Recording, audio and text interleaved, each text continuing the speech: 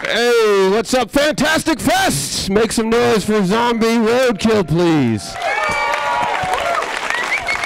First question, simple. I guess maybe David, we'll start with you, David, director. What the fuck were you thinking? Well, yeah, I mean, we just, like, I had to do a short, actually, because I worked on the Spider-Man 3 movie as an assistant to one of the producers for a long time. 2.5 years, actually, of my life gone. But no, it was great, and I met Thomas there, and when I was done with the whole thing, they were like, why don't you say you want to be a director, why don't you go make a short?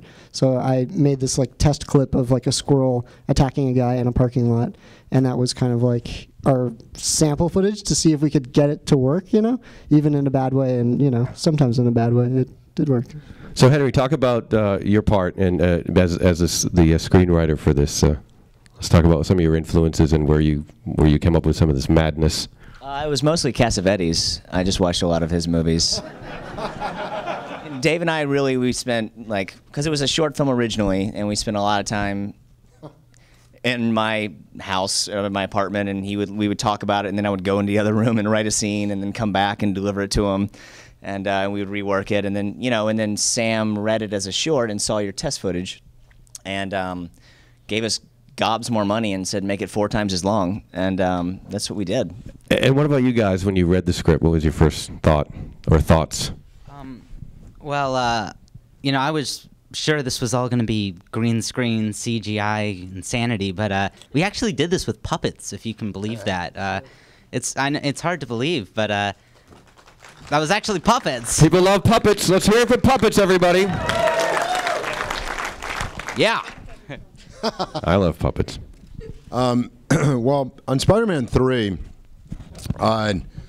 the 2 years I spent working on that movie, David Green would come and pick me up in a golf cart in the parking lot, and he'd take me places on the Sony lot. So when he called me and he was like, "Hey, I'm going to direct this, you know, web series," I thought to myself, I know he knows how to drive a golf cart. That's pretty much all you need to know about directing movies.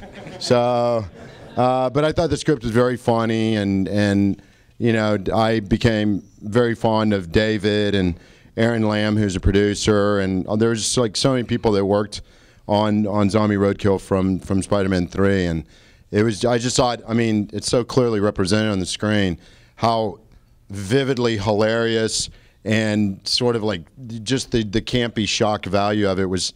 I just thought it was such an original take, and I just really had to be a part of it. So we had 5 days to shoot the movie, and it was really hard. That was just, it was pretty much insane.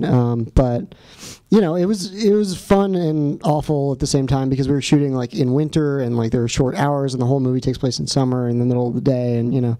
So, you know, that was pretty tough. I mean, and then Ryan Hendricks, one of the producers, and I like went into my garage and like with Eric, our DP, and we just kind of like got all these pickup shots of like a possum or whatever. We got like kicked out of all these like parks in the city, and this was like when all of our budget was gone, and we were just, you know, kind of like hamming around with these puppets, like, and yeah, and some police officers thought we were doing weird things, and they still do. I grew up in a hunting family, and I'm clearly the hunter of the family. And I actually shot that deer when I was 15, and it was the first deer I ever shot and the last. And they my dad stuffed the head for me and gave it to me for Christmas. And I was 15, and I hung it over my bed on Christmas Eve and put it in the attic 2 hours later, and did not look at it until 15 years later when they were like, "We need a deer for this thing." And like they pulled it out of the attic, and that was the deer I shot. And it still like haunted me to go in the creature shop and see like what they did to it, and like know that I brought it here, you know, like it was strange. Yeah. Yeah, we got all the puppet like pieces on eBay. Like, you know, taxidermists would like have these things like it's just a pelt, you know, and they throw it out to like catch a larger animal, I guess, right? There's a big market for it. Yeah, so we got all these pieces like skulls and all the stuff from different like vendors, and then, you know, some of them we stuffed ourselves, and then the puppeteers like put them all together. Yeah. Quantum Creation Effects did like they really built puppets, and we just gave them the pieces and said, go to work, go nuts, and they just like for some of them they would go to Toys R Us and get like a little like spinny ball, boom, boom, boom, something like that, and then they would just rig something out, like put the puppet on top of that, depending on what it needed to do. So.